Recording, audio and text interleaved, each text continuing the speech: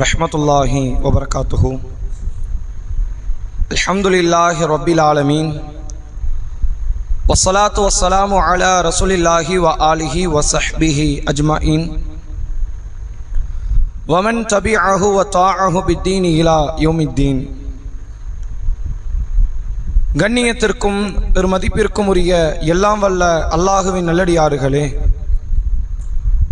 அல்லாஹுடைய பேரருளால் வாரந்தோறும் வெள்ளிக்கிழமை மக்ரிப் தொழுகையை தொடர்ந்து நடைபெறக்கூடிய இந்த மார்க்க சொற்பொழிவு நிகழ்ச்சியில் நாம் அனைவரும் அல்லாஹுடைய வஹீ செய்தியை அறிந்து கொள்ள வேண்டும் என்கிற உயர்ந்த சிந்தனையில் இந்த சபையிலே நாம் அனைவரும் ஒன்று திரண்டிருக்கிறோம். சென்ற வாரம் அரஃபாவுடைய நோன்பு என்ற காரணத்தினால் நிகழ்ச்சி நடைபெறவில்லை. அதற்கு முந்தைய வாரம் வரை வானவர்கள் என்கிற தலைப்பின் கீழ் அந்த தலைப்பை தொடர் செய்திகளாக வைத்து நாம் அறிந்து கொண்டோம். இன்ஷா அல்லாஹ் இந்த வாரத்தில் இருந்து அடுத்த 4 வாரங்கள் துவாக்கள் என்கிற தலைப்பின் கீழ் சில முக்கியத்துவம் வாய்ந்த, அதே நேரத்தில் அல்லாஹுடைய தூதர் அவர்களால் குறிப்பிட்ட சில வழிபாடுக்கு மட்டும் என்று சொல்லித்தந்த அந்த துவாக்களை குறித்த செய்திகளைத்தான் நாம் அறிந்து கொள்ள இருக்கிறோம்.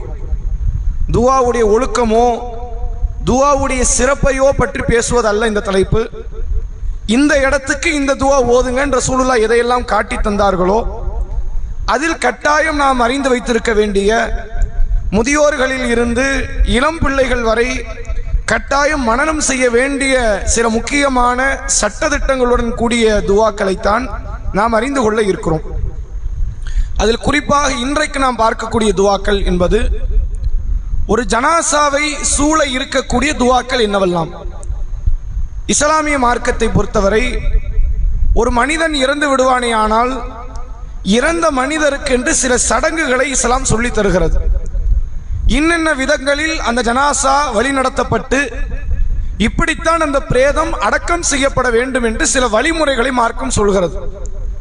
அதுல ஒவ்வொரு இடத்துல ரசூலுல்லாஹ் சில துவாக்களை சொல்லித்தராங்க. இந்த துவா இங்க ஓதுங்க, இந்த துவா இந்த இடத்துல சொல்லுங்க என்று நபி அவர்களால் சில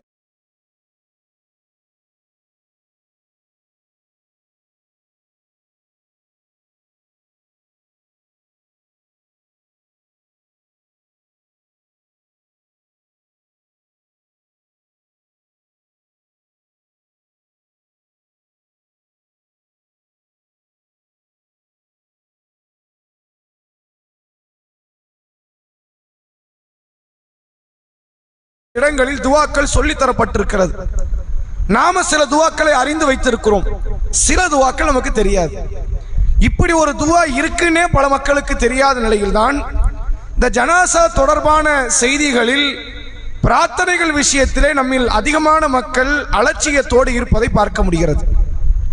தாய் மௌத்தா இருப்பாங்க, மகனுக்கு 25 வயது 30 வயதை அடைந்திருப்பார், மகள் அந்த வயதில் இருப்பாங்க. ஆனா என்ன துவாவை தன் தாய்க்காக தந்தைக்காக ஓதணும்னு பிள்ளைக்கு தெரியல. அப்படின்னா இதை விட ஒரு மார்க்கத்தின் அறிவை இழக்கக்கூடிய வேற ஒரு நிலை காட்ட முடியுமா? தொழுகையில துவா தெரியலன்னா தப்புன்னு நினைக்கிற இந்த சமுதாயம் ஒரு ஜனாசா தொடர்பான துவாக்கள் தெரியலன்னா அதை தப்பா நினைக்கிறது கிடையாது. ஆனால் உண்மையில் பெற்றோர்களுக்கு நாம் செய்யக்கூடிய, நம்முடைய உறவுக்காரர்களுக்கு, சமுதாய மக்களுக்கு நாம் செய்ய வேண்டிய முக்கியமான ஒரு கடன் என்றால் அது இந்த ஜனாசா தொடர்பான துவாக்கள் தான். எந்த அளவுக்கு ரசூலுல்லாஹ் சொல்றாங்க அப்படின்னா, இந்த ஜனாசாவில் கலந்துக்கிறது இருக்குல்ல, அது ஃபர்லுங்கிறாங்க. ஹக்குல் முஸ்லிமி அலல் முஸ்லிம் ஹம்சுன். ஒரு முஸ்லிம் இன்னொரு முஸ்லிமுக்கு செய்ய வேண்டிய கடமை 5 இருக்கிறது. அதுல ஒரு கடமை என்னவென்றால் இத்திபாஉல் ஜனாசா, ஜனாசாவை நீங்கள் பின்தொடர்ந்து செல்வது. அப்படி என்ன அர்த்தம்னா பின்னாடி நடக்கிறது மட்டும் இல்லை, ஜனாசால நீங்க பங்கெடுங்கிறத ரசூலுல்லாஹ் அதுல குறிப்பிடுறாங்க. ஒரு முஸ்லிம் இன்னொரு முஸ்லிமுக்கு செய்ய வேண்டிய கடமைகளில் ஒன்று ஜனாசாவில் பங்கெடுப்பது. யாரோ இறந்துட்டாங்க பக்கத்து வீட்டுல, நமக்கு என்ன வந்துச்சு, நம்ம பாட்டுக்கு இருப்போம், அப்படி இருக்காதீங்க நீங்க. ஏனென்றால் இறந்தவர்களை, அந்த பலியானவர்களால் அந்த குடும்பத்தவர்கள் மன நிம்மதி இழந்து நிற்கிறாங்க. நீங்க அவர்களுக்கு ஏதாவது ஒரு உடந்தையாக இருக்கணும்னு நினைச்சா கூட போய் சேர்ந்து நில்லுங்க. நீங்க வேற எதுவும் செய்ய வேண்டியதில்லை, கூட நில்லுங்க. நிக்கிறதே அவனுக்கு ஒரு மன தைரியத்தை கொடுக்கும். உயிரோடு இருக்கிறான குடும்பத்தார் அவனுக்கு ஒரு தைரியத்தை தரும். நம்ம வாப்பா இறந்துட்டாங்க, உம்மா இறந்துட்டாங்க, கணவர் இறந்துட்டாங்க, ஆனா நம்ம தனியா இல்லை, ஒரு சமூகம் நம்ம ஒரு மஹல்லா நம்ம கூட நிக்குது என்ற ஒரு தைரியத்தை அந்த குடும்பத்தவருக்கு தருவதற்கான ஒரு காரியம். ரசூலுல்லாஹ் இதை கடமைங்கிறாங்க. கடமைன்னு மட்டும் சொல்லாம, யார் ஜனாசாவை பின்தொடர்ந்து செல்கிறாரோ அவருக்கு ஒரு கீராத்து நன்மை, யார் ஜனாசாவை தொலை வைத்து அடக்கம் செய்கின்ற வரை கலந்து கொள்கிறாரோ அவருக்கு 2 கீராத்து நன்மை அப்படிங்கிறாங்க. சஹாபாக்களுக்கு அது புரியல, அந்த அளவீடு. அவங்களுக்கு சா முத்துங்கிற அளவு தெரியும், கீராத்துனா அது என்ன அளவுன்னு தெரியல. ஒமல் கீராத்தான், அல்லாஹ்வுடைய தூதரே கீராத்னா என்ன அர்த்தம் அப்படின்னு கேட்கும்போது நபி அவர்கள் சொன்னார்கள், ஜபலைனில் அலிமைன், 2 பெரிய மலைக்கு சமமானதுன்னாங்க. ஒரு கீராத்னா ஒரு மலை, 2 கீராத்னா 2 மலை அளவிற்கு உண்டான கூலி. உண்மையில நீங்க வச்சு பாருங்க, இவ்வளவு பிரம்மாண்டமான கூலியை இஸ்லாம் வழிபாடுகள்ல கூட சொல்லி தரல. அப்படித்தானே? ஏதாவது ஒரு வழிபாடு ரசூலுல்லாஹ் சொல்லி இந்த வழிபாட்டுக்கு மலை அளவுக்கு கூலின்னு ரசூலுல்லாஹ் எங்கேயா சொன்னாங்களா? ஒரு முஸ்லிம் இன்னொரு முஸ்லிமுக்கு செய்ய வேண்டிய கடமையில ரசூலுல்லாஹ் சொல்லி தராங்க. எனவே இந்த கடமைகளில் அது சார்ந்த ஒவ்வொரு விஷயத்திலும் பெரிய கூலி இருக்கு. ஜனாசாவை நீங்க குளிப்பாட்ட போறீங்களா, அதுக்கு ஒரு கூலி இருக்குது. ஜனாசாவுக்கு நீங்க கஃன் இடுறீங்களா, அதுக்கு ஒரு கூலி இருக்கிறது. அதை தூக்கிட்டு போறீங்களா, சுமந்து செல்லும் பொழுது, நடந்து போகும்போது அதுக்கு ஒரு கூலி இருக்குது. மண்ணள்ளி போட்டு அதை மூடுற வரைக்கும் கூலி இருக்கிறது. எனவே பெருங்கொண்ட நன்மைகள் என்பது ஜனாசா தொடர்புடைய அமல்கள் என்பதை நாம் புரிந்து அது சார்ந்த துவாக்களை நாம் கற்றுக்கொள்ளக்கூடிய இடத்தில் இருக்கணும்.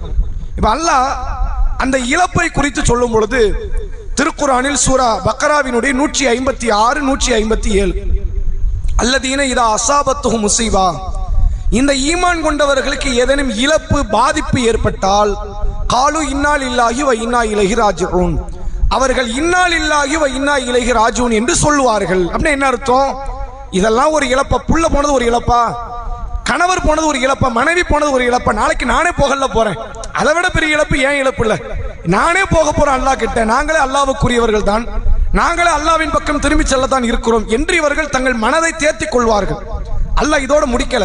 உலாயிக்க அலைஹிம் ஸலவாத்து மிர் ரப்பிஹிம் வ ரஹ்மா வ உலாயிக்க ஹுமுல் முஹ்ததூன், இவர்களுக்குத்தான் அல்லாஹ்வுடைய அருளும் ரஹமத்தும் இருக்கிறது, இவர்கள் தான் நேர்வழி பெற்றவர்கள். இவர்களும் நேர்வழி பெற்றவர்கள் வரல, வார்த்தையை நல்லா கவனிக்கணும். இவங்களும் நேர்வழி தான் அப்படி சொல்லல, இவங்க தான் நேர்வழியில இருக்கிறாங்க என்று அல்லாஹ் பயன்படுத்துகிறான். மகிழ்ச்சியில பிரார்த்தனை யாருக்கும் வந்துடும், துக்கத்துல பிரார்த்தனை எல்லாருக்கும் வராது. யார் உளமாற அல்லாஹ்வை நேசித்து இருக்கிறார்களோ அவர்களுக்கு வரும்.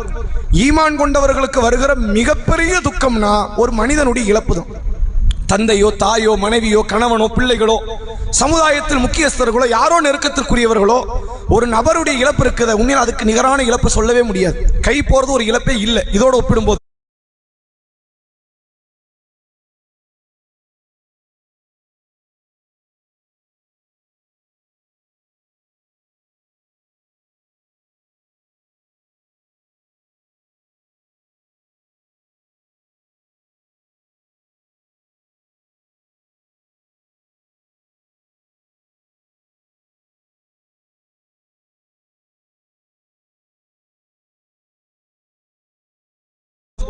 காலு போகுது அது ஒரு இழப்பா, தங்கம் போது வெள்ளி போது அது ஒரு இழப்பா, வீடு இடிஞ்சு போது அது ஒரு இழப்பா, போன உயிர் திரும்புமா?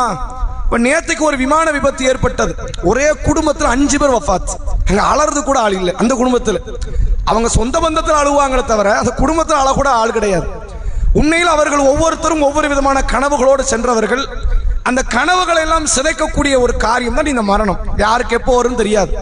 அந்த மரணம் வந்து விட்டால் திரும்பி அந்த உயிரை மீட்டு எடுத்து கொண்டு வர முடியாது. நபிமார்களுக்கு நடக்காத ஒரு காரியம். எனவே இந்த மாதிரியான நேரங்களில் இஸ்லாம் சொன்ன சில முக்கியமான பிரார்த்தனைகளை நாம் செய்வோமே ஆனால் அதற்கு அல்லாஹ்விடத்தில் எண்ணிலடங்காத கூலிகளை நாம் பெற்றுக்கொள்ளலாம் என்பதை இதற்கான ஆரம்ப தகவலாக சொல்லிக்கொண்டு நம்ம அந்த துவாக்களுக்கு செல்வோம். முதலாவதாக துவாங்கிற இடத்துல ரசூலுல்லாஹ் ஒரு திக்ரை சொல்லி தராங்க. முதல்ல ஆரம்பிச்சோன்னு இங்க ரசூலுல்லாஹ் சொல்றாங்க, அதாவது மன் கான ஆகிரு கலாமிஹி லா இலாஹ இல்லல்லாஹ், யாருடைய இறுதி வார்த்தை லா இலாஹ இல்லல்லாஹ் என்று அமைந்து விட்டதோ தஹலல் ஜன்னா, அவர் எங்க போவாரு? சொர்க்கம் பெறுவார். கடைசியா ஒருத்தன் வஃபாத் ஆகும்போது லா இலாஹ இல்லல்லாஹ்னு சொல்லிட்டு செத்துட்டான்னு வைங்க, அவர் கட்டாயம் சொர்க்கத்தை அடைவார் அப்படின்னு ரசூலுல்லாஹ் சொல்றாங்க. அதனால தான் லக்கீனும் மௌத்தாக்கும் லா இலாஹ இல்லல்லாஹ், மரண தருவாயில் உள்ளவர்களுக்கு லா இலாஹ இல்லல்லாஹ்னு சொல்லி கொடுங்க. லா இலாஹ இல்லல்லாஹ் சொல்லுங்க, லா இலாஹ இல்லல்லாஹ் சொல்லுங்க, அந்த வார்த்தையை சொல்லி கொடுத்துக்கிட்டே இருங்க. உண்மையில் ஒரு ஈமான் கொண்டவருடைய நாவில் அதிகமாக முழங்கப்பட வேண்டிய திக்ர் லா இலாஹ இல்லல்லாஹ். நம்ம சுப்ஹானல்லாஹ் சொல்ற அளவு கூட லா இலாஹ இல்லல்லாஹ் சொல்றது இல்லை. ஏன்னா நீ யோசிச்சு பாருங்க, எந்த அமலோட லா இலாஹ இல்லல்லாஹ் சேரல இல்லை. தொழுத பிறகு சுப்ஹானல்லாஹ் சொல்லுவோம், அல்ஹம்துலில்லாஹ் சொல்லுவோம், அல்லாஹ் அக்பர் சொல்லுவோம், சுப்ஹானல்லாஹி வ பிஹம்திஹி 100 முறை சொல்லுவோம், லா இலாஹ இல்லல்லாஹு வஹ்தஹு லா ஷரீக லஹு, அப்படிலாம் திக்ர்கள் செய்வோம். லா இலாஹ இல்லல்லாஹ்ங்கற வார்த்தை நம்ம திக்ரா பண்ணியிருக்கிறோமா? பண்ணது கிடையாது. அது நம்ம யாருமே திக்ராவும் நினைச்சதும் கிடையாது. நீங்க யோசிச்சு பாருங்க, அல்லாஹ் குர்ஆன்ல சொல்றான், அதாவது யா அய்யுஹல்லதீன ஆமனு இத்தகுல்லாஹ் ஹக்க துகாத்திஹி வலா தமூதுன்ன இல்லா வ அன்தும் முஸ்லிமூன். ஈமான் கொண்டவர்களை நீங்கள் அல்லாஹ்வுக்கு பயப்பட வேண்டிய முறைப்படி பயப்படுங்கள், முஸ்லிமாகவே அன்றி மௌத்தாயிராதீங்க. அப்படின்னா என்ன அர்த்தம்? சாகும்போது முஸ்லிமா இருன்னு அர்த்தம். உண்மையில அதுக்கான அர்த்தம் அப்படியே எடுப்போம். முஸ்லிமாவே வாழணும், முஸ்லிமா வாழும் போது மௌத்தாகணும்னு அதுக்கு அர்த்தம். அப்படிதானே? அப்ப லா இலாஹ இல்லல்லாஹ் சொல்லிட்டு மௌத்தாகணும் என்ன அர்த்தம்? கடைசி நேரத்தில் அந்த வார்த்தை வரும்னு அர்த்தம் இல்லை. நீங்க அதை சொல்லிக்கிட்டே இருங்க, உங்களுக்கு மௌத் வரும்போது அந்த வார்த்தை வந்துச்சுன்னா உங்களுக்கு சொர்க்கம்னு அர்த்தம். இது அதிகமாக முழங்கப்பட வேண்டிய திக்ர் லா இலாஹ இல்லல்லாஹ். அப்ப ரசூலுல்லாஹ் முதல்ல அந்த ஜனாசா தொடர்பு படுத்தி சொன்ன இடமே இதுதான். லா இலாஹ இல்லல்லாஹ் சொல்லுங்க, இறந்து போகக்கூடிய இடத்துல இருக்கிறாங்களோ அவங்களுக்கு அதை நினைவுபடுத்துங்க, அந்த வார்த்தையை முழங்குங்கள், அவர்களுக்கு முழங்க சொல்லுங்கள் என்பதை அல்லாஹ்வுடைய தூதர் அவர்கள் சொல்லித்தரக்கூடிய செய்தியை நம்மால் பார்க்க முடிகிறது. இது முதல் செய்தி. இரண்டாவது, ஜனாசா ஒரு நபர் மௌத் ஆயிட்டார், மௌத் ஆனார்னா ரசூலுல்லாஹ் அந்த இடத்துல 2 துவா சொல்லி கொடுக்குறாங்க. கணவனை ஒரு பெண் இழந்து இருப்பானே ஆனால், விதவையாக ஆகிறாளே ஆனால், அவளுக்குன்னு ஒரு துவா இருக்கு. கணவனை இழந்த பெண்ணுக்கென்று ஒரு துவா இருக்கிறது. பொதுவாக ஒரு உயிரை, ஒரு இழப்பை, ஒரு நஷ்டத்தை, கஷ்டத்தை சந்திப்போமே ஆனால் அதற்கு என்று ஒரு துவா இருக்கிறது. இது எல்லா துவாயும், இந்த ஜனாசா தொடர்பாக வர அத்தனை துவாலையும் பெரும்பான்மையாக அறிவிக்கிறது ஒரே ஒரு சஹாபி பெண்மணி. யாரும் தெரியுமா? ஜனாசா தொழுகை சம்பந்தமா, அந்த துவா சம்பந்தமா அறிவிக்கிறது ஒரு பெண்மணி. நீ எந்த துவா பார்த்தாலும் அதுல கண்டிப்பா இந்த பெண்மணியினுடைய அறிவிப்பு பேர்ல இருக்கும். சஹாபிய பெண்மணி யாரா இருக்கும்? உம்மு சலமா. உம்மு சலமா ரலியல்லாஹு அன்ஹா தான் அந்த பெண்மணி. யாருன்னு தெரியுமா அந்த உம்மு சலமா? அதுக்கப்புறம் ரசூலுல்லாஹ்வுடைய மனைவி. அதுதான் நம்ம வரணும். அபூ சலமாவுடைய மனைவிங்கிறத விட நபிகளாருடைய மனைவி. உம்மு சலமா ரலியல்லாஹு அன்ஹாவுடைய கணவர், முந்தைய கணவர் மரணித்த சம்பவம். இந்த செய்தி நீங்க பார்க்கலாம். இமாம் முஸ்லிம் ரஹிமஹுல்லாஹ் தொடர்ச்சி அந்த ஹதீஸை கொண்டு வராரு. 918, 919, 920 3 வேற வேற செய்தி. ஆனா அறிவிக்கிறது ஒரே ஆளு, ஜனாசா ஒரே சம்பவம், வெவ்வேறு துவாக்கள் வருது. அபூ சலமா ரலியல்லாஹு அன்ஹு அவர்கள் ஒரு சிறந்த நபித்தோழர். அவர் நோய்வாய்ப்பட்டு வீட்டில் வஃபாத் ஆயிட்டார். இந்த தகவல் ரசூலுல்லாஹ்க்கு போகுது. ரசூலுல்லாஹ் வீட்டுக்கு வராங்க. வீட்டுக்கு வந்து அபூ சலமா ரலியல்லாஹு அன்ஹு அவர்களுடைய கண் திறந்த நிலையில தான் அவருடைய ரூஹ் பறிக்கப்பட்டிருக்கு. அப்ப அல்லாஹ்வுடைய தூதர் அவர்கள் சொன்னார்கள், இன்ன ரூஹ இதா குபித தபிஅஹுல் பஸர். ஒரு மனிதருடைய ரூஹ் பறிக்கப்படுமே ஆனால் பார்வை அதை பின்தொடரும். எல்லாருக்கும் நடக்கும் இல்ல. சில பேர் கண்ணை திறந்த நிலையில மௌத்தானாங்கன்னா கடைசியா அவருடைய பார்வை அந்த ரூஹை பார்த்திருக்கும் அப்படின்னு அல்லாஹ்வுடைய ரசூல் அவங்க சொல்றாங்க. இது எல்லாமே அந்த 3 செய்திக்குள்ளதான் இருக்கு. சரிங்களா? அப்படி சொல்லிட்டு ரசூல் என்ன பண்ணா, அந்த கண்ணை கசக்கி அந்த கண்ணை மூடி விடுறாங்க. மூடி விட்டுட்டு நபி அவர்கள் 2 துவா சொல்லி கொடுக்குறாங்க. ஒரு அறிவிப்புல, ரெண்டையுமே அறிவிக்கிறது உம்மு சலமா தான். ஒரு அறிவிப்புல வேற மாதிரி, இன்னொரு அறிவிப்புல வேற மாதிரி அந்த துவா வருது. எப்படி வருதுன்னு கேட்டா, ஒரு இடத்துல ரசூலுல்லாஹ் சொல்றாங்க, இன்னா லில்லாஹி வ இன்னா இலைஹி ராஜிஊன், அல்லாஹும்ம ஆஜுர்னி ஃபி முஸீபத்தி வஹ்லிஃப் லீ கைரம் மின்ஹா. இதான் அந்த துவா. இதுக்கு என்ன அர்த்தம்? இன்னா லில்லாஹி வ இன்னா இலைஹி ராஜிஊன், நாங்களே அல்லாஹ்வுக்குரியவர்கள், நாங்களே அல்லாஹ்வின் பக்கம் திரும்பி செல்ல இருக்கிறோம். இது பொதுவான வார்த்தை. நம்ம ஜனாசாவுக்கு இந்த வார்த்தையை பயன்படுத்தணும். ஆனா ரசூலுல்லாஹ் அந்த வார்த்தை என்னமா சொல்றாங்க? உங்களுக்கு ஏற்படும் கஷ்டத்துக்கு இதை சொல்லுங்கன்னாங்க. அப்ப ஜனாசாக்கு மட்டும் சொல்ற வார்த்தை இல்லை. ஒரு பொருளை தவற விட்டு கீழே போட்டு உடைச்சிட்டீங்களா, இன்னா லில்லாஹின்னு சொல்லுங்கன்னு அர்த்தம். உங்களுக்கு கீழே விழுந்து அடிபட்டுருச்சா, இன்னா லில்லாஹி சொல்லுங்கன்னு அர்த்தம். ஒரு பணத்தை தொலைச்சிட்டீங்களா, இன்னா லில்லாஹின்னு சொல்லுங்கன்னு அர்த்தம். என்னவெல்லாம் மன கஷ்டம், பண கஷ்டம், நோய் கஷ்டம், கவலைகள், வலிகள் ஏற்படுதோ அதுக்கெல்லாம் சொல்ற வார்த்தை என்னது? இன்னா லில்லாஹி வ இன்னா இலைஹி ராஜிஊன். அதோட துவா முடியல. அல்லாஹும்ம ஆஜுர்னி ஃபி முஸீபத்தி, யா அல்லாஹ் எனக்கு ஏற்பட்ட இந்த சோதனைக்கு நீ கூலிதான், மறுமையில நன்மை கொடுப்பேல்ல, அது இதுக்கும் சேர்த்துதா. தொழுதா எப்படி கூலியோ, நோன்பு வச்சா எப்படி கூலியோ, இந்த இழப்புக்கும் கூலியதா. வஹ்லிஃப் லீ கைரம் மின்ஹா, இந்த இழந்ததை விட சிறந்ததை தான். இது எல்லாத்துக்கும் பொருந்துமா இல்லையா? மாப்பிள்ளை இழந்த ஒரு பெண்ணு கேட்கிறாங்க, அல்லாஹ் இவரை விட சிறந்தவரத்தா. உண்மையில அல்லாஹ் இவரை மட்டும் தான் சிறந்தவர் வச்சிருக்கிறானா? உலகத்தில் அப்படி யாரும் உண்டா? யாருமே கிடையாது. அடுத்தடுத்து சிறந்தவர்கள் சமுதாயத்தில் வந்துகிட்டே தான் இருக்கிறாங்க. அப்ப இவரை விட சிறந்தவரத்தான் ஒரு பெண் கேட்கிற மாதிரி. ஒரு பிள்ளை இழந்த பெற்றோர்கள் கேட்பாங்க, இந்த பிள்ளையை விட சிறந்த பிள்ளையத்தான், இன்னொரு நல்ல பிள்ளையை கொடு அப்படின்னு கேட்கறது. நீங்க ஒரு காரை தொலைச்சிட்டீங்க, சிறந்ததைத்தா. நீங்க ஒரு பைக்கை தொலைச்சிட்டீங்க, பணத்தை தொலைச்சிட்டீங்க, சிறந்ததைத்தா.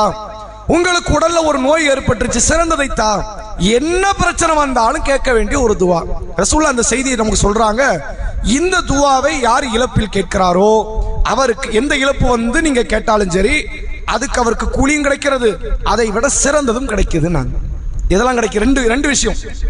இறப்பு வந்தாலும் சரி, வலி வந்தாலும் சரி, நோய் வந்தாலும் சரி, கஷ்டம் வந்தாலும் சரி, நஷ்டம் வந்தாலும் சரி, ஒரு பொருள் உடைஞ்சாலும் தொலைஞ்சாலும் எதுக்குனாலும் இந்த துவா கேளுங்க. இன்னா லில்லாஹி வ இன்னா இலைஹி ராஜிஊன் அல்லாஹும்ம ஆஜுர்னி ஃபீ முஸீபத்தி வக்லிஃப் லி கைரம் மின்ஹா. நாங்களே அல்லாஹ்வுக்குரியவர்கள், நாங்களே அல்லாஹ்வின் பக்கம் திரும்பி செல்ல இருக்கிறோம். யா அல்லாஹ், எங்களுக்கு ஏற்பட்ட நஷ்டத்திற்கு, கவலைக்கு நீ என்ன தா? கூலியை தா. இதை விட சிறந்ததை பகரமாக எங்களுக்கு தா என்று இந்த துஆ ரசூலுல்லாஹ் சொல்லி கொடுத்துட்டு, இதுக்கு 2 கூலி. நீங்கள் கேட்டதற்கு மறுமையில ஒரு கூலி அல்லாஹ் தரப்போறோம், அது தனி. அது போக இழந்ததை விட சிறந்த ஒன்றை அல்லாஹ் உங்களுக்கு தருவான் என்று அல்லாஹ்வுடைய தூதர் அவர்கள் இந்த செய்தியில உம்மு சலமாவுக்கு சொல்லி கொடுக்கிறாங்க. இன்னொரு அறிவிப்புல அது என்ன மாதிரி துவா வருதுன்னா, இந்த துவாவை கணவனை இழந்த பெண்கள் ஓத வேண்டிய துவாவாக நபி அவர்கள் கற்றுத்தராங்க. அது என்ன துவானா, ரசூலுல்லாஹ் சொல்றாங்க, கூலி உம்மு சலமாவை நீ சொல், அல்லாஹும்ம அக்ஃபிர்லி வலஹு. யா அல்லாஹ், என்னையும் மன்னித்து விடு, என் கணவரையும் மன்னித்து விடு. மௌத்தாயிட்டார் இப்ப அவரு. என்னை மன்னிச்சிரு, யாரையும் மன்னிச்சிரு, என் கணவரையும் மன்னித்து விடு. வஅகிம்னி மின்ஹு உக்பன் ஹஸனத்தன்.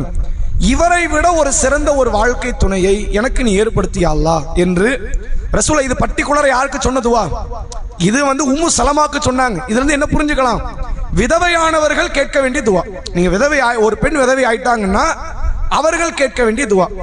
இந்த துவாலே ரசூலுல்லாஹ் என்ன சொல்லி கொடுக்கறாங்க? 2 பேருக்குமான பாவ மன்னிப்பு. உயிரோடு இருக்கிற மனைவிக்கு, இறந்து போன கணவருக்கு, அது போக இந்த கணவரை விட சிறந்த கணவரை தா அப்படின்னு கேட்க சொல்றாங்க. இதை கேட்கும்போது உம்மு சலமா ரலியல்லாஹு அன்ஹா மனநிலையை பிற்காலத்தில் அவங்க சொல்றாங்க, நான் அந்த துவாவை கேட்டேன், நபி சொல்லிட்டாங்க, கேட்போம், கேட்டுட்டு முடிஞ்சிருச்சு. ஆனா என் மனசுல என்ன இருந்துச்சு தெரியுமா? அப்போ அபூ சலமாவை விட ஒரு சிறந்த ஒரு மனுஷன் உண்டா அப்படின்னு எனக்கு ஒரு எண்ணம். ஏன்னா அவர் உண்மையில் அந்த அளவுக்கு நல்ல தங்கமான மனிதர். அவர் வந்து வழிபாட்டில், ஒழுக்கத்துல, நாணயத்துல, மனைவி கிட்ட நடக்கிற பண்பாட்டுல எல்லாத்திலும் ஒரு பெஸ்ட். அதனால தான் அப்படி ஒரு வார்த்தை சொல்றாங்க, இவரை மாதிரி நல்ல மனுஷன் ஊர்ல பார்க்க முடியாது அப்படின்னு ஒரு மனைவி சொல்றாங்க. அப்ப ரசூலுல்லாஹ் சொன்ன வார்த்தை கரெக்டாவுதா? நபி அவர்கள் என்ன சொன்னாங்க? ஹைருக்கும் லி அஹ்லி. உங்களில் சிறந்தவர் உங்கள் மனைவியிடத்தில் யார் சிறந்தவராக இருக்கிறாரோ அவர். அன ஹைருல் லி அஹ்லி. நான் என் மனைவியிடத்தில் சிறந்தவன் நாங்க ரசூலுல்லாஹ். இந்த பேரை வாங்கவே முடியாது, அப்படி கிடையாது, வாங்கி இருக்கிறாங்களே. உம்மு சலமாட்ட அபூ சலம் வாங்கி இருக்கிறார் இந்த பேரை. அப்ப அந்த அளவிற்கு ஒரு ஒழுக்கமிக்க மிகப்பெரிய நன்னடத்தை கொண்ட ஒரு வாழ்க்கை வாழ்ந்து விட்டுத்தான் அபூ சலமா ரலியல்லாஹு அன்ஹு அவங்க மௌத்தா இருக்கிறாங்க. இப்ப உங்களுக்கு என்ன எண்ணம்? நபி சொல்லிட்டாங்க, துவா செய்யதான் போறோம், அதுல மாற்றம் இல்லை. ஆனா இவரை விட நல்லவர் இந்த ஊர்ல இருக்கிறாரா அப்படின்னு என்ன இருந்துச்சு. ஆனா பிற்காலத்தில் என்ன ஆச்சு? உண்மையிலேயே இவரை விட இன்னொரு நல்லவர் இருக்கிறார். யாருதான்? ரசூலுல்லாஹ். ரசூலுல்லாஹ்வுக்கே நான் வாழ்க்கை துணைவியாக மாறிவிட்டேன் அப்படிங்கிறாங்க. அதுக்கப்புறம் ஒரு சம்பவம் நடக்குது. பிறகு நபி அவர்கள் பெண் பேச வராங்க. அப்புறம் இவங்க வந்து ரிஜெக்ட் பண்றாங்க. ரசூலுல்லாஹ் வேண்டான்ட்டாங்க. இல்ல, எனக்கு வேண்டாம், நான் ரொம்ப கோபக்கார பெண்ணு, எனக்கு ஒரு பிள்ளை வேற இருக்குது, நபி என்னையும் சேர்த்து அவங்களையும் சேர்த்து வளர்க்கணும், அப்ப நபிக்கு சிரமமாயிருமா இல்லையா, அப்ப நான் வர முடியாதுங்கிறாங்க. அதுக்கப்புறம் அதையெல்லாம் சேர்த்து பேசி முடிச்சுதான் ரசூலுல்லாஹ் உம்மு சலமா ரலியல்லாஹு அன்ஹாவை திருமணம் முடித்தார்கள் என்ற செய்தி நம்ம பார்க்க முடியுது. அப்ப இது வந்து ஒரு நடைமுறையில் சாத்தியமான ஒரு துவா. சில துவாக்கள்லாம் இருக்குது, இதை கேளுங்க, இதுக்கு இப்படி கூலி கிடைக்கும் ரசூல் சொல்லிட்டு போயிருவாங்க. இந்த துவாவை கேளுங்க, இது நடைமுறையில் சாத்தியப்படும் ரசூலா சொல்லியிருப்பாங்கல்ல, அப்படி ஒரு துவா. அதை கண்ணெதிரில் பார்த்து சஹாபி பெண்மணி இருக்கிறாங்க.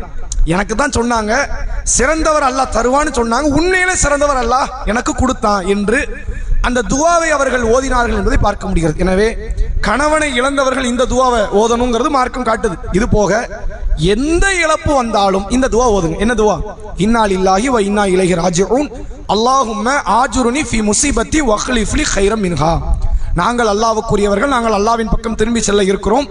யா அல்லாஹ், எங்களுக்கு ஏற்பட்ட இந்த முசீபத்துக்காக எங்களுக்கு நீ நன்மையை தா, இதை விட சிறந்ததை எங்களுக்கு நீ பகரமாக்கித்தா என்கிற பிரார்த்தனையை நபியவர்கள் கேளுங்க, அல்லாஹ் தருவா என்று நபியவர்கள் சொல்லி தந்தார்கள். எனவே வெறுமனே இன்னா லில்லாஹி வ இன்னா இலைஹி ராஜிஊன் சொல்லிட்டு போகாதீங்க.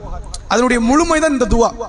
அந்த துவாவினுடைய முழுமை என்ற அர்த்தத்தின் அடிப்படையில் எல்லாவற்றுக்கும் இந்த முழுமையான துவாவை பயன்படுத்துகிற இடத்துல நாம இருக்கணும். அதே போன்று இவர் ரசூலுல்லாஹ் அபூ சலமா வீட்டுக்கு வந்துட்டாங்க. வந்து உம்மு சலமா ரலியல்லாஹு அன்ஹாவை சந்திச்சு துவாவை சொல்லி கொடுக்கறாங்க. கண்ணை கசக்கி கண்ணை மூடி விட்டுட்டாங்க. இப்போ ஒரு துவா ஓதுறாங்க, இன்னொரு துவா. இந்த துவால ரசூலுல்லாஹ் என்ன ஓதுறாங்க அப்படின்னா, அல்லாஹும் மக்ஃபிர்லி அபி சலமா, இறைவா அபு சலமாவை மன்னிச்சிரு. அவர் மௌத்தாயிட்டார். ஜனாசாவை குறிப்பிட்டு ஜனாசாவுக்கு மன்னிப்பு கேட்கிறாங்க. ஒர்ஃபா தரஜத்தஹு ஃபில் மஹ்தியின், நேர்வழி பெற்றவரோடு இவருடைய தரஜாவை நீ உயர்த்திரு. இன்னும் நிறைய பேர்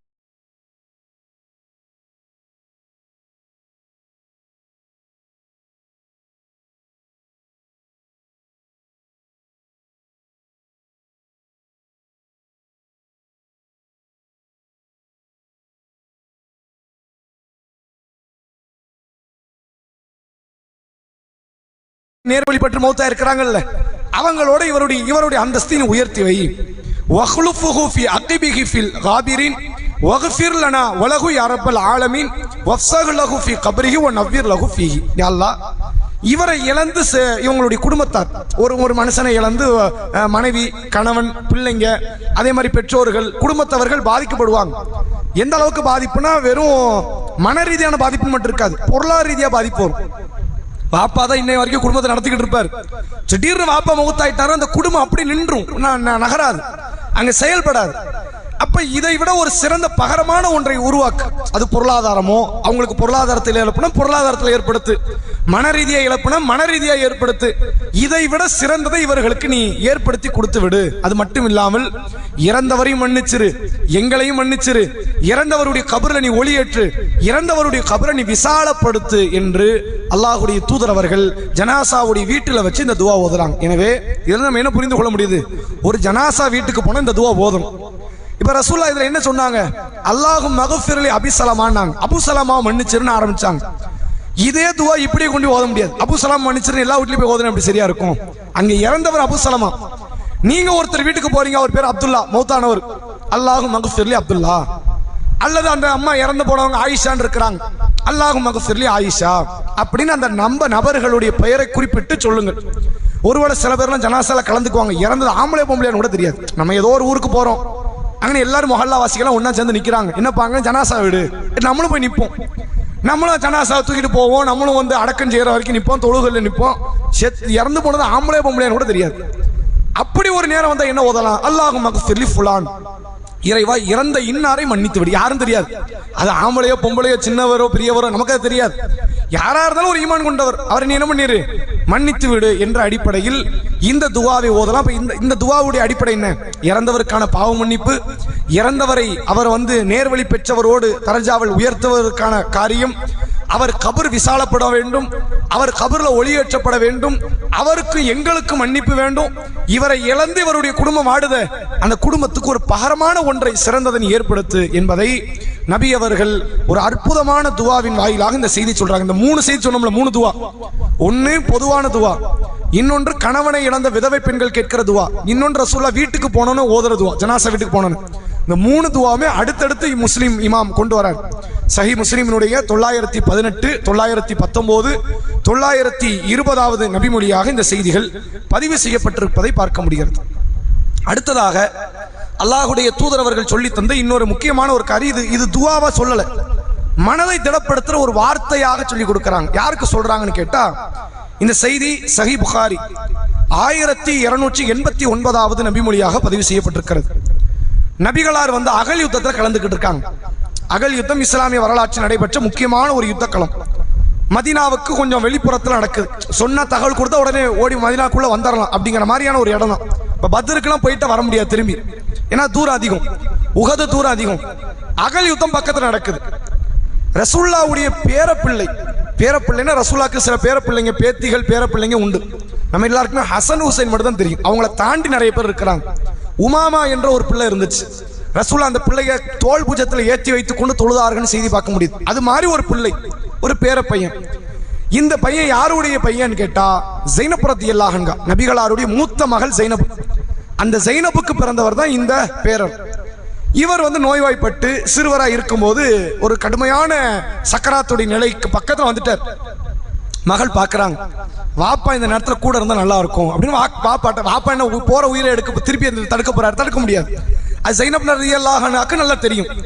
கூட இருந்தால் நம்ம கொஞ்சம் தைரியமா இருக்கும், எங்க வாப்பாவை கூட்டுவாங்கன்னு சொல்லி அனுப்பி விடுறாங்க ஆளை.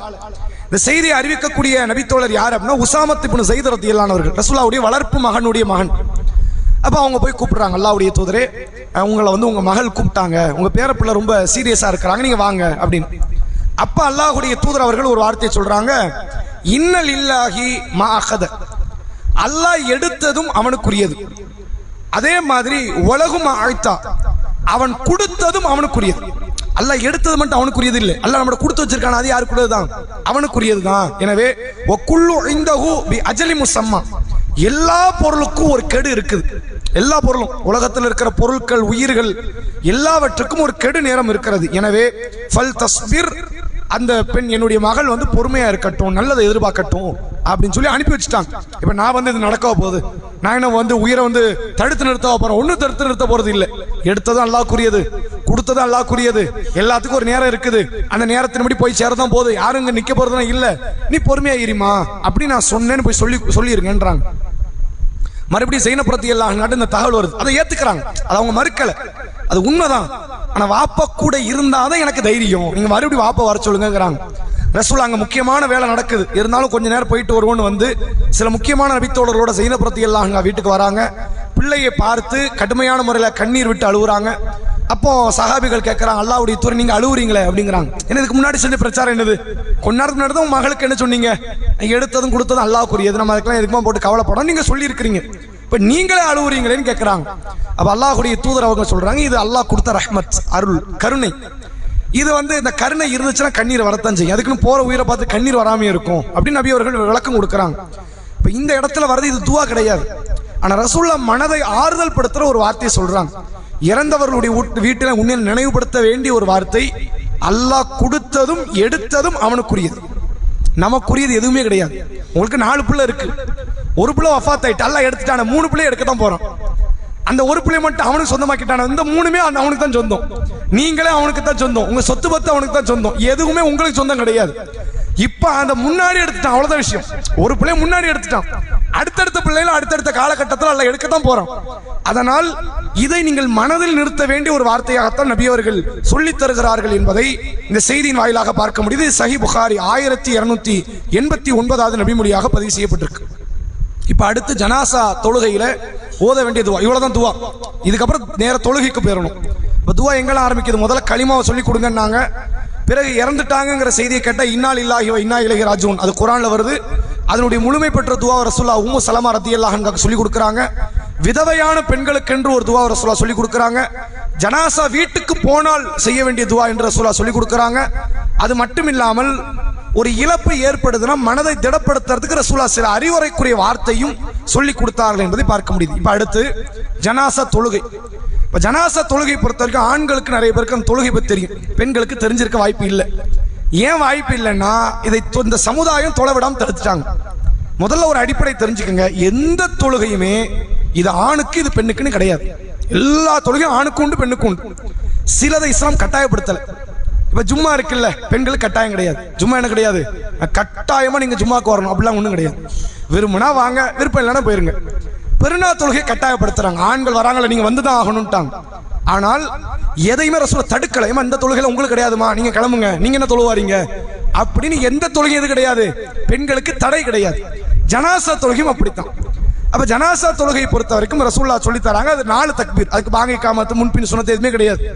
அது உண்மையிலே நம்ம பார்வையில தொழுகையும் கிடையாது. ஏன் அப்படி சொல்றோம் அப்படின்னு கேட்டா, ஒரு தொழுகைனா ருக்கு இருக்கும், சுஜூத் இருக்கும், அத்தஹியாத், இது எதுவுமே அந்த தொழுகை இல்லை. வெறும் தக்பீர் நிலை. ஒளி செய்து கொள்ளணும். இமாம் ஜனாசாக்கு முன்னாடி நிற்பாரு. அது வந்து பெண் ஜனாசாவா இருந்தா வயிற்று பகுதியில் நிற்பாரு, வயிற்று பகுதிக்கு நேர. ஆண் ஜனாசாவா இருந்தா தலைமாட்டு பகுதிக்கு நேர நிற்பாரு. தக்பீரை சொல்லி அல்லாஹ் அக்பர் என்று கைகளை கட்டுவார். 4 தக்பீர் சொல்லப்படும். இந்த பெருநாள்ல சொல்லுவாங்கல்ல 7 தக்பீர், அது மாதிரி 4 தக்பீர். ஆனால் அங்க தக்பீர் சொல்லிக்கிட்டே போயிருவோம், அல்லாஹ் அக்பர் அல்லாஹ் அக்பர் அல்லாஹ் அக்பர். பெருநாள்ல இங்க அப்படி கிடையாது. ஒரு தக்பீருக்கு மத்தியில ஒரு துவாவையோ சூறாவையோ ரசூலுல்லாஹ் சொல்லி தராங்க. ஒரு தக்பீர் இமாம் சொல்லுவார், நம்மளும் தக்பீர் சொல்லிட்டு என்ன பண்ணணும், அல்ஹம்து சூரா ஓதணும். 2வது தக்பீர் இமாம் சொல்லுவார், நம்மளும் தக்பீர் சொல்லிட்டு என்ன பண்ணணும், ஸலவாத் ஓதணும். அல்லாஹும்ம ஸல்லி அலா முஹம்மத் வ அலா ஆலி முஹம்மத். வெள்ளிக்கிழமை ஓதுவோம், அத்தஹியாத்துல ஓதுவோம், அந்த ஸலவாத் ஓதணும். 3வது இமாம் தக்பீர் சொல்லுவார், நம்மளும் சொல்லிட்டு துஆக்கள் அதுக்கு ரசூலுல்லாஹ் சொல்லி கொடுத்திருக்காங்க. 4வது இமாம் தக்பீர் சொல்லுவார், அப்போ அந்த தக்பீர் சொல்லிட்டு என்னதான் துஆ தான். அந்த 3வது 4வது முழுக்க துஆக்கள். அதை சொல்லிட்டு இமாம் என்ன பண்ணுவாரு, அஸ்ஸலாமு அலைக்கும் வரஹ்மத்துல்லாஹ். நார்மலா தொழுகைக்கு என்ன சலாமோ அந்த சொல்லுவார். சில இடத்துல அஸ்ஸலாமு அலைக்கும் ரஹ்மத்துல்லாஹி பரக்காத்துஹும்பாங்க, அதுக்கு குர்ஆன் ஹதீஸ்ல ஆதாரம் கிடையாது. சில இடத்துல ஒரு சலாம் கொடுத்துட்டு போயிருவாங்க, அதுக்கு என்ன கிடையாது, ஆதாரம் கிடையாது. எல்லா தொழுகைக்கும் எப்படி சலாம் சொல்லுவீங்களோ அப்படிதான் ஜனாசா தொழுகைக்கு அஸ்ஸலாமு அலைக்கும் ரஹ்மத்துல்லாஹ், அஸ்ஸலாமு அலைக்கும் ரஹ்மத்துல்லாஹ் முடிஞ்சிருச்சு. இப்போ அல்ஹம்து சூரா நம்ம சொல்ல வேண்டியது இல்லை, நம்ம எல்லாருக்கும் தெரியும், ஸலவாத் தெரியும். இந்த ரெண்டு துஆ இருக்குல்ல ரெண்டு இடத்துல, அதை ரசூலா ரெண்டு வெவ்வேறு ஹதீஸை சொல்றாங்க. ஒரு செய்தி அபூ தாவூத் 3201 பிரபலியமான ஒரு துஆ. ரசூலா சொல்றாங்க, நீங்கள் ஜனாசாவுக்காக துஆ செய்தால் அல்லாஹும் மக்ஃபிர்லி ஹய்யினா வ மையித்தினா, இறைவா உயிரோடு எங்களில் உள்ளவர்களையும் நீ மன்னித்து விடு, மௌத்தா போனவங்களையும் நீ மன்னித்து விடு, வ சகீரினா வ கபீரினா, சின்னவங்களையும் மன்னிச்சிரு பெரியவங்களையும் மன்னிச்சிரு, வ தக்கரினா வ உன்சானா, ஆம்பளைங்களையும் மன்னிச்சிரு பொம்பளைங்களையும் மன்னிச்சிரு, வ ஷஹீதினா வ கபீரினா வ காயிபினா வ ஷாஹிதினா வ காயிபினா, இங்க வந்திருக்கிறவங்களையும் மன்னிச்சிரு, இங்க வராம வெளியூர்ல அங்கங்க இருப்பாங்க அவங்களையும் சேர்த்து மன்னிச்சிரு. அல்லாஹும்ம மன் அஹ்யைதஹு மின்னா ஃபஅஹ்யிஹி அலல் ஈமான், யாரை நீ உயிரோட இன்னும் வாழ வைக்க நினைக்கிறியோ ஈமான்ல வாழ வை. ஒமன் தவஃபைதஹு மின்னா தவஃபஹு அலல் இஸ்லாம், யாரையாவது நீ மௌத்தாக்கணும் நீ முடிவு எடுத்துட்டேன்னா இஸ்லாத்துல அவங்கள மௌத்தாக்கிரு அப்படின்னு அல்லாஹ்வுடைய தூதர் அவங்க சொல்லிட்டு கடைசியா சொல்றாங்க, அல்லாஹும்ம லா தஹ்ரிம்னா அஜ்ரஹு, யா அல்லாஹ் இவரால் எங்களால இவருக்கு கிடைக்கிற கூலியை நீ என்ன செஞ்சிடாத, தடுத்து விடாதே, ஒலா துதில்லனா பஅதஹு, இவருக்கு பிறகு எங்களை வழிகட வச்சிராத அப்படின்ற ரசூலுல்லாஹ் இந்த துஆ சொல்லி கொடுக்குறாங்க. இறந்தவங்களுக்காண்டி கேட்கிற ஒரு துஆ. இவருக்கு பிறகு வழிகடக்கூடாதுன்னு என்ன அர்த்தம்? ஒரு வாப்பா இருக்கிற வரைக்கும் புள்ள கரெக்டா போய்கிட்டு இருக்கும், வாப்பா மௌத்தாயிட்டாரும் புள்ள அந்த வார்த்தையை சொல்லணும், யா அல்லாஹ் எங்க வாப்பா இருக்க வரைக்கும் நாங்கள் ஒழுக்கமா இருந்தோம், வாப்பா மௌத்தாயிட்டாரு, நாளைக்கு நாங்க தடுமாறி போயிடக்கூடாது, கரெக்டா போகணும், சீரான பாதைக்கு நோக்கி போகணும் அப்படிங்கிறதுக்கு ஏற்றவாறு ரசூலுல்லாஹ் அந்த துஆவை சொல்லித் தராங்க. அப்ப இதுக்கு என்ன அர்த்தம்? இறைவா எங்களில் உயிரோடு உள்ளவர்கள் இறந்தவர்கள் இங்க வந்திருக்கிறவங்க வராதவங்க சின்னவங்க பெரியவங்க ஆம்பளைங்க பொம்பளைங்க எல்லாரும் பார்த்து மன்னிச்சிரு, யாரையாவது நீ மௌத்தாக்குன இஸ்லாத்துல மௌத்தாக்கு, யாரையாவது நீ வாழ வச்சன ஈமான்ல வாழவை என்று அல்லாஹ்வுடைய தூதர் அவர்கள் ஒரு அற்புதமான துஆவை இந்த ஜனாசாவுக்காக வேண்டி சொல்லித் தரக்கூடிய நிகழ்வை பார்க்க முடியும். இந்த துஆவை நாம தொழுகையில ஓதக்கூடிய இடத்துல இருக்கணும், ஜனாசா தொழுகை. இது எல்லாற்றையும் தாண்டி இன்னொரு மிக பிரம்மாண்டமான ஒரு துஆ. இந்த துஆவை ஏன் நம்ம பிரம்மாண்டம்னு சொல்றோம்னு கேட்டா, ரசூலுல்லாஹ் ஒரு ஜனாசாக்கு இந்த துஆவை ஓதுறாங்க. எல்லா தொழுகையிலும் ஓதுற மாதிரி இது மௌனமா ஓதுறது தான். இந்த முணுமுணுத்ததோட ரசூலுல்லாஹ் மௌனமா ஓதுறாங்க, அது சத்தம் போட்டு ஓதுறது இல்லை. பக்கத்துல ஒரு நபித்தோழர் நிற்கிறார். அந்த நபித்தோழர் யாரு அப்படின்னு கேட்டா, அவுஃப் இப்னு மாலிக்குல் அஷ்ஜாஇ என்று அழைக்கப்படுற ஒரு நபித்தோழர். அவர் பக்கத்துல நிற்கிறாரு. அவருக்கு ரசூலுல்லாஹ் ஓதுற துஆ காதுல விழுது. கொஞ்சம் முணுமுணுக்கிற மாதிரி தானே, பக்கத்துல நிற்கிறோம், முணுமுணுக்கிறது ரசூலுல்லாஹ் காதுல, அந்த ரசூலுல்லாஹ் ஓதுறது இவர் காதுல விழுது. ரசூலுல்லாஹ் அந்த துஆ ஓதி முடிச்ச உடனே அவர் சொல்றாரு, நான் இந்த ஜனாசாவை இருந்திருக்கலாமேங்கிறார். ரசூலுல்லாஹ் துஆ ஓதிட்டாங்க, ஏதோ ஒரு ஜனாசா, ஒரு சஹாபி மௌத்தாயிட்டாங்க, அவங்களுக்கு ரசூலுல்லாஹ் ஓத வச்சாச்சு, தொலை வச்சாச்சு. அவர் சொல்றாரு, ஃபதமையைது அன் லவ் குன்து அனல் மையத், நான் அப்ப நினைச்சேன், நான் என்ன ஆசைப்பட்டேன்னா இந்த மையமாக நான் இருக்கணும்னு நான் பிரியப்பட்டேன் அப்படிங்கிறாங்க. அப்ப எவ்வளவு பெரிய துஆவா இருந்திருந்தா ஹயாத்தா இருக்கிறவர் வஃபாத்தா இருக்கணும்னு ஆசைப்பட்டிருப்பாரு. யோசிச்சு பாருங்க, நான் இந்த ஜனாசா இருந்தா நல்லா இருந்திருக்குமே அப்படின்னு. அப்படிப்பட்ட ஒரு துஆ. உண்மையிலேயே இதை உங்க பிள்ளைகளுக்கு பாலப்பாடமா சொல்லிக் கொடுங்க, கட்டாயம் மனப்பாடம் பண்ணு. அல்ஹம்து சூரா எப்படி சொல்லி கொடுத்தீங்களோ, துணை சூறாக்களை எப்படி சொல்லி கொடுத்தீங்களோ, வஜகதை எப்படி சொல்லி கொடுத்தீங்களோ, அல்லாஹும் பாயித்பைன் எப்படி சொல்லி கொடுத்தீங்களோ அப்படி சொல்லி தரப்பட வேண்டிய ஒரு அற்புதமான துஆ. இதை நினைவுபடுத்தியே சொல்லுங்க, நாளைக்கு எனக்காண்டி ஓதணும், வாப்பாவுக்கு ஓதணும், உம்மாவுக்கு ஓதணும், நம்முடைய சமுதாயத்தில் யார் மௌத்தானாலும் நீ அப்பா ஹயாத்தா இருந்தா நீ ஓதணும் என்று அதை நினைவுபடுத்தி சொல்லி தரப்பட வேண்டிய ஒரு துஆ. என்ன துஆ? ரசூலுல்லாஹ் ஓதுறாங்க பாருங்க, அல்லாஹும் மக்ஃபிர் லஹு, இறைவா இவரை மன்னித்து விடு, வர்ஹம்ஹு, இவருக்கு நீ அருள் புரி, வஅஃபு அன்ஹு, இவரை அலட்சியம் செய்து விடு. இதுவும் மன்னிப்புன்னு சில பேர் மொழிபெயர்ப்பாங்க, அது ஆனா சரியான பதம்னா அலட்சியம் பண்றது, இந்த கண்டுக்காம விடுறதுன்னு இருக்குல்ல அந்த வார்த்தை. சில விஷயத்தெல்லாம் வந்து நமக்கு மேல உள்ளவங்க கண்டுக்க மாட்டாங்க, நம்ம தப்பிச்சுக்கிட்டே இருப்போம். உண்மையிலே கண்டுகொள்ளாமல் விட்டு விடுவது அல்லாஹ் தான். அவன் எல்லாத்தையும் நூல் பிடிச்ச மாதிரி விசாரிச்சவன யாரும் சொர்க்கம் போக முடியாது. கண்டுகொள்ளாமல் விட்டு விடு அல்லாஹ். வஅஃபீஹி வஅக்ரிம் நுஸூலஹு, யா அல்லாஹ் அவரை நீ என்ன செய்து விடு, மன்னித்து விடு, அவர் நுழையக்கூடிய இடத்தை நீ சங்கை மிகுந்ததாக ஆக்கு. வவஸ்ஸி முதுகலஹு, அவர் நுழைவு இடத்தை நீ விசாலமானதாக ஆக்கு. வக்ஸில்ஹு பில்மாஇ பிமாஇ வஸல்ஜி வல்பரத், இவரை தண்ணீரால் பனிக்கட்டியால் ஆலங்கட்டியால் இவரை நீ கழுவு. அப்படின்னா என்ன அர்த்தம்? பாவத்தை கழுவுன்னு அர்த்தம். இவரை கழுவுனா நம்ம ஜனாசா குளிப்பாட்டி தான் கொண்டு அந்த சட ரீதியான கழுவுறது இல்லை. பாவத்தை இறைவா நீ கழுவி விடு. உனக்கீஹி மினல் ஹதாயா கமா யுனக்க தௌபுல் அபியது மின தனஸ். வெள்ளை ஆடையில் இருந்து எப்படி அழுக்கு நீக்கப்படுகிறதோ தூய்மையாக்கப்படுதோ அது மாதிரி இவர் பாவத்திலிருந்து நீ தூய்மையாக்கி விடு. வ அப்தில்ஹு தாரன் ஹைரன் மின் தாரிஹி. இங்கிருக்கிற வீட்டை விட சிறந்த வீட்டை அவருக்கு மறுமையில கொடு. வ அஹ்லன் ஹைரன் மின் அஹ்லிஹி. இங்கிருக்கிற குடும்பத்தை விட சிறந்த குடும்பத்தை அவருக்கு மறுமையில் கொடு. வ ஜௌஜன் ஹைரன் மின் ஜௌஜிஹி.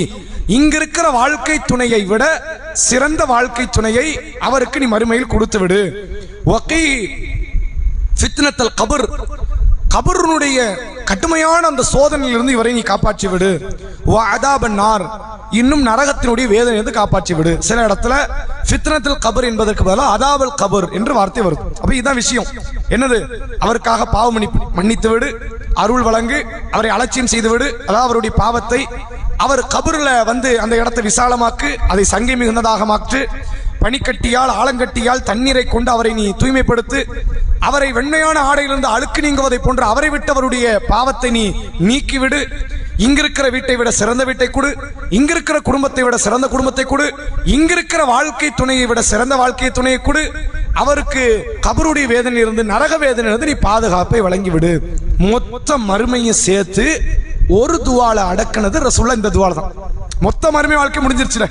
ஒரு பேச்சுக்கு இந்த துவாவை நாம ஒருத்தருக்கு ஓதி அல்லது ரசூலுல்லாஹ் ஒருத்தருக்கு ஓதி அதை அல்லாஹ் ரப்புல் ஆலமீன் ஏற்றுக்கொள்வானே, ஆனால் அவருக்கு அதை தாண்டி வேற என்ன சிறப்பு வேணும்? ஒண்ணுமே இல்லையே.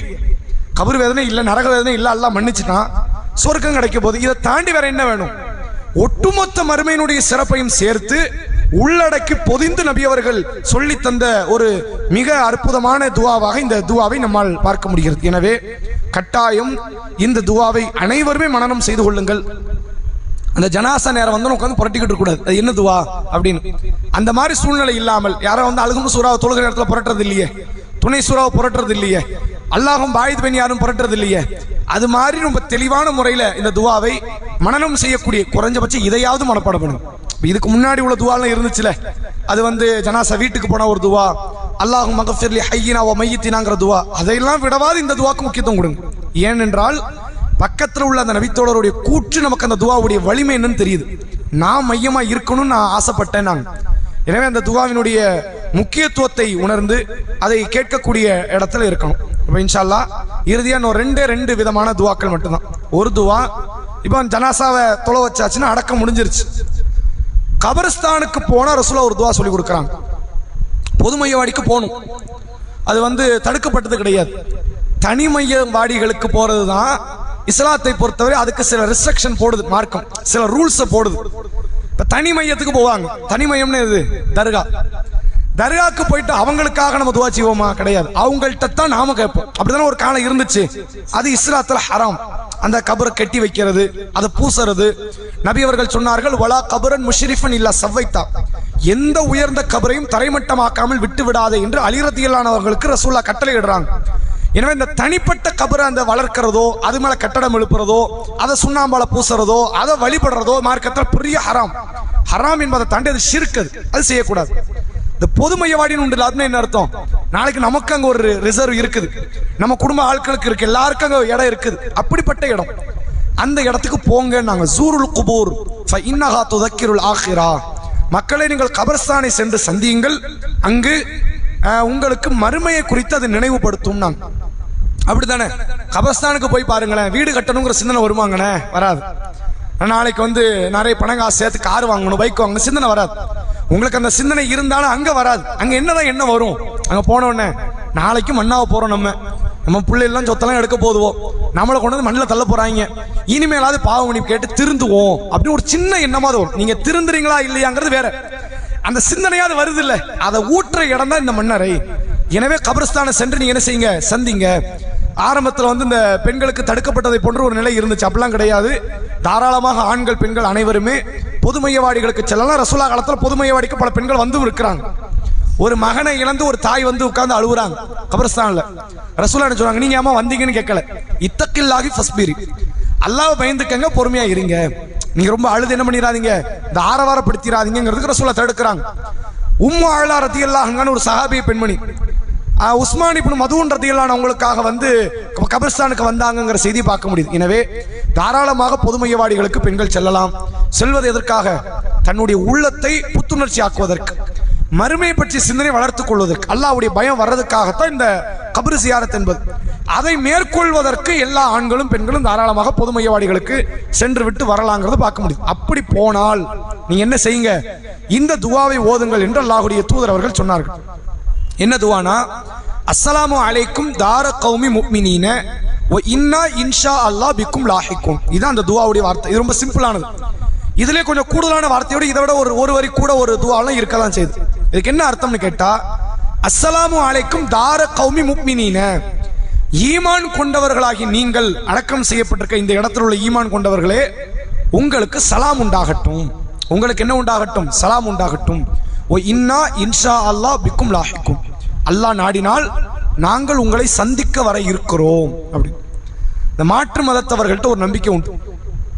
சுடுகாடுக்கோ அல்லது ஹாஸ்பிட்டலுக்கோ போனாங்கன்னா போயிட்டு வரேன்னு சொல்ல மாட்டாங்க. நீங்க அவங்கள கவனிச்சிங்கன்னா தெரியும், போயிட்டு வரேன்னு சொல்ல மாட்டாங்க. போறேன் அவ்வளவுதான். நான் ஏன் வரணும் திரும்பி சுடுகாடுக்குன்னா? நீ வராமே போயிருவியா? எல்லாரும் வந்தானே ஆகணும், கண்டிப்பா வராமலே யாரும் போறது இல்லை. ஆனா அந்த நம்பிக்கை, சொல்லிட்டோம்னா வந்துட்டோம்னா நாளைக்கே செத்துருவோமோன்னு ஒரு பயம் உண்டு. உலகத்திலேயே பிரேதங்களை அடக்கம் செய்யற இடத்துக்கு போயிட்டு வரேன்னு சொல்லிட்டு வரணும்னு சொன்ன மார்க்கம் இஸ்லாம். நீ என்ன பண்ணு, நீ உங்க வாப்பா வீட்டுக்கு போயிட்டு உம்மா வீட்டுக்கு போயிட்டு வரேன்னு சொல்றியா இல்லையா? அதை விட்டுரு. இங்க போனா என்ன சொல்லணும்? போயிட்டு வரேன்னு சொல்லிட்டு வா. அல்லாஹ் நாடினால் நாளைக்கு உங்க பக்கத்துல நாங்க வரத்தான் போறோம், இப்ப போறோம், திரும்பி வரத்தான் போறோம் என்று சொல்லிவிட்டு வாருங்கள் என்று அல்லாஹ்வுடைய தூதர் அவர்கள் சொல்லி தந்த ஒரு அற்புதமான துவாவாக இந்த செய்தியை நம்மால் பார்க்க முடிகிறது. எனவே கபர் ஜியாரத்திற்கு சென்றால் இந்த துவாக்களை ஓதுவதற்கு மறந்து விட வேண்டாம். கடைசியா ஒரு துவா. இது என்ன துவான்னு கேட்டா, ஜனாசாவை குழியில வைக்கும் போது இந்த துவா ஓதுங்க அப்படின்ற சொல்ல. இது துவா கூட இல்லை. துவானா என்ன, நம்ம ஏதாவது கேட்கறதான துவாவா இருக்கும். இது கேட்கறது இல்லை. இது ஒரு வார்த்தை நபி அவர்கள், இது ஒரு கலிமா மாதிரி, இது ஒரு வார்த்தையை ரசூலா குறிப்பிடுறாங்க. என்ன சொல்றாங்க அப்படின்னா, இந்த செய்தி பல ஹதீஸ் கிதாபுல பதிவு செய்யப்பட்டிருக்கு. நபி அவர்கள் சொன்னார்கள், பிஸ்மில்லாஹி வ அலா மில்லத்தி ரசூலுல்லாஹி, அதாவது அல்லாஹ்வுடைய பெயரால் அல்லாஹ்வுடைய தூதர் அவர்களுடைய மார்க்கத்தின் அடிப்படையில் இந்த ஜனாசா அடக்கம் செய்யப்படுது. இந்த ஜனாசா அடக்கம் செய்யப்படுதுன்னு ஹதீஸ் வார்த்தை வரல, நம்ம அப்படி புரிஞ்சுக்கணும். இப்போ உதாரணத்துக்கு பிஸ்மில்லாஹிர் ரஹ்மானிர் ரஹீம் இருக்கு. என்ன அர்த்தம்? அளவற்ற அருளாளன் நிகரற்ற அன்புடையனுமாகிய அல்லாஹ்வின் திருப்பெயரால், அவ்வளவுதான் இருக்கு. நம்ம என்ன கூடுதல் சேர்த்துக்குவோம், ஓதுகிறேன், ஆரம்பிக்கிறேன் அப்படின்னு சொல்லுவோம்ல. அந்த ஓதுன ஆரம்பிக்கிறேன்னு வார்த்தை இல்லை, நம்ம புரிஞ்சுக்குவோம். அது மாதிரி ரசூல் என்ன சொல்றாங்க, பிஸ்மில்லாஹி வ அலா மில்லத்தி ரசூலில்லா, அல்லாஹ்வுடைய பெயரால் அல்லாஹ்வுடைய தூதர் அவர்களுடைய மார்க்கத்தின் அடிப்படையில் ஜனாசா குழியில வைக்கும்போது ஓதுங்கன்னு அர்த்தம். அந்த அடிப்படையில் புதைக்கப்படுது, அடக்கம் செய்யப்படுது. இதுவே ஒரு வார்த்தை மாற்றத்தோட ரசூல் இன்னொரு இடத்துல சொல்லி தராங்க. இந்த செய்தி இப்னு மாஜால பதிவு செய்யப்பட்டிருக்கு. பிஸ்மில்லாஹி வ அலா சுன்னத்தி ரசூலில்லாங்கறாங்க. பிஸ்மில்லாஹி வ அலா சுன்னத்தி ரசூலில்லா, பிஸ்மில்லாஹி வ அலா மில்லத்தி ரசூலில்லா. மில்லத்துனா மார்க்கம், சுன்னத்துனா வழிமுறை. சரிங்களா? இந்த துவா ரசூல் எதுக்கு சொன்னாங்க? ஜனாசா குழியில வைக்கும்போது இந்த துவா ஓதிட்டு குழியில வைங்க அப்படின்னு அல்லாஹ்வுடைய தூதர் அவர்கள் சொல்லி தரார்கள். இதுதான் A to Z ஜனாசா தொடர்பாக வரக்கூடிய துவாக்கள். இதை தவிர எந்த துவாவும் கிடையாது. இப்போ ஜனாசாக்கு ஒழுங்குலாம் செஞ்சு கொடுத்துட்டு ஒரு துவா ஓதுவாங்க, அப்படி என்ன கிடையாது, மார்க்கத்தில் கிடையாது. தல்கீன் ஓதுவாங்க, தெரியுமா உங்களுக்கு? பெண்களுக்கு தெரிஞ்சிருக்க வாய்ப்பு இல்லை. கபர்ல மையத்தை அடக்கம் பண்ணியாச்சு. அடக்கம் பண்ணிட்டு என்ன பண்ணுவாருன்னா, ஒரு ஆலிம்சா வந்து உட்காந்து ஒரு பேப்பர்ல எடுத்து படிப்பார். சில பேர் பேப்பர்ல படிப்பாங்க, சில பேர் மனநம் விட்டதை ஓதுவாங்க. என்ன ஓதுவாங்க அப்படின்னா, அது பேர் தான் தல்கீன், சொல்லி கொடுப்பது. தல்கீன்ங்கிற அரபு வார்த்தைக்கு என்ன அர்த்தம் தெரியுமா? சொல்லி கொடுப்பதுன்னு அர்த்தம். அதுல இருந்து வந்ததான் லக்கீனு. லக்கீனு மௌத்தாக்கும் லா இலாஹ இல்லல்லாஹ், மௌத்து தருவாயில் உள்ளவர்களுக்கு லா இலாஹ இல்லல்லாஹ் சொல்லி கொடுங்கள். அந்த லக்கீனுல இருந்து வந்ததான் என்னது? தல்கீன் என்ற வார்த்தை. அவர் அவங்க பக்கத்தில் உட்காந்து என்ன சொல்லுவாங்க தெரியுமா? ஜானி மலக்கானி, ரெண்டு வானவர்கள் இப்போ வருவாங்க. வந்து என்ன பண்ணுவாங்க? ஃபயக்கூலானி மர் ரப்புக், உன் இறைவன் யாருன்னு அந்த ரெண்டு பேர் கேட்பாங்க. நீ அல்லான்னு சொல்லு. அதே மாதிரி வந்து என்னன்னா, ஃபயக்கூலானி மா தீனுக், உன் மார்க்கம் என்னன்னு கேட்பாங்க. அந்த ஹதீஸ் அப்படியே அரபுல சொல்லுவாங்க. நம்ம அந்த ஹதீஸ் படிச்சிருக்கோம்ல, கேள்விப்பட்டிருக்கோம்ல, பயான்ல கேட்டிருக்கிறோம். இந்த ஹதீஸ் அப்படியே அரபுல சொல்லுவாங்க. இப்ப ரெண்டு பேர் வானவர் வருவாங்க, முன்கர் நக்கீர்னு. அவங்க உன் இறைவன் யாருன்னு கேட்பாங்க. நீ அல்லான்னு சொல்லு. இது எவ்வளவு பெரிய ஒரு ஏமாற்று வேலைன்னு பாருங்களேன். அப்படி சொல்லி கொடுத்து ஒரு ஜனாசாக்கு புரிய வச்சிட முடியுமா? புரிய வைக்க முடியாது. அல்லாஹ் குர்ஆன்ல சொல்றான், வாங்க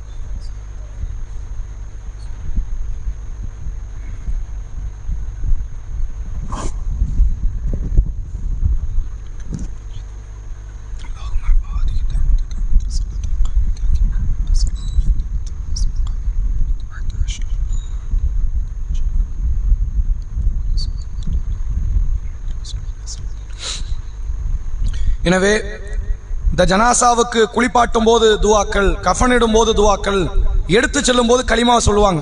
அஷ்ஹது அல்லா இலாஹ இல்லல்லாஹ் வ அஷ்ஹது அன்ன முஹம்மது ரசூலுல்லாஹ் என்ற வார்த்தையை முழங்கி கொண்டே இருப்பாங்க. அது நல்ல வார்த்தை, முழங்கப்பட வேண்டிய வார்த்தை. இங்க ஓதணும் ரசூலா சொன்னாங்களா? இல்ல. ரசூலா ஓதணும் சொன்ன இடத்துல நம்ம ஓதணும். அப்போ விட்டணும் இங்க அது பாவியா மாறிடும். இப்படி ரசூலா என்ன சொல்லி தரல நமக்கு, இங்க இதை ஓதுங்க இங்க ஓதுங்கன்னு இப்படி எதையுமே நமக்கு சொல்லி தரல. நபி அவர்கள் சொன்ன, இஸ்லாம் காட்டி தந்த ஜனாசா தொடர்பான எல்லா துவாக்கள் இது மட்டும்தான். இதை தாண்டி எந்த ஒரு துவாக்களை மார்க்க நமக்கு சொல்லி தரல. இப்போ இறுதியா அது என்னென்ன துவாங்கிறத மட்டும் சொல்லிடலாமா? துவா ஓத வேண்டாம், எங்க ஓதணுங்கிற துவா சொல்லிடலாமா? முதல்ல என்ன துவா? எதுக்கு?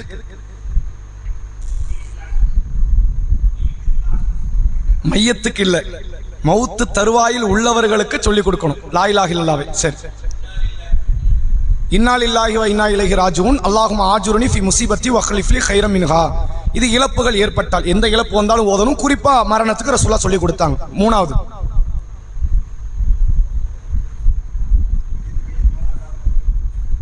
விதவை பெண்களுக்கு ரசூலுல்லாஹ் சொல்லி கொடுத்தாங்க.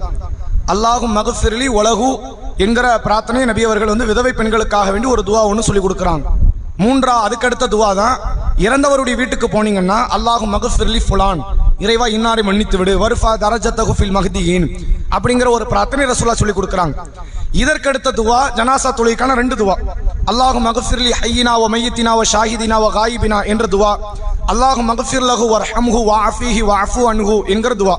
அதுல அந்த 2ஆவதா சொன்ன அந்த துவா அதிகமான ஒரு வார்த்தைகள், வர்ணனைக்குரிய வார்த்தைகள் ரசூலுல்லாஹ் சொல்லி இருக்கிறாங்கிறனால அந்த துவாவுக்கு கொஞ்சம் கூடுதல் முக்கியத்துவத்தை நம்ம கொடுக்கணும் இன்ஷா அல்லாஹ்.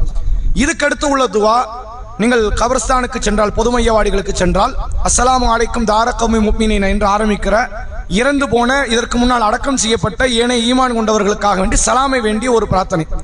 அதே போன்று கடைசியாக ஜனாசாவை நீங்கள் அடக்கம் செய்யும் பொழுது, பிரேதத்தை குழியில் வைக்கும் பொழுது, பிஸ்மில்லாஹி வ அலா மில்லத்தி ரசூலில்லாஹ் என்றோ பிஸ்மில்லாஹி வ அலா சுன்னத்தி ரசூலில்லாஹ் என்ற வார்த்தையை சொல்லிதான் அந்த ஜனாசா அடக்கம் செய்யப்பட வேண்டும் என்பதை பார்த்தோம். லாஸ்டா ஒரே ஒரு கருத்தை மட்டும் சொல்லிக்கிறோம்.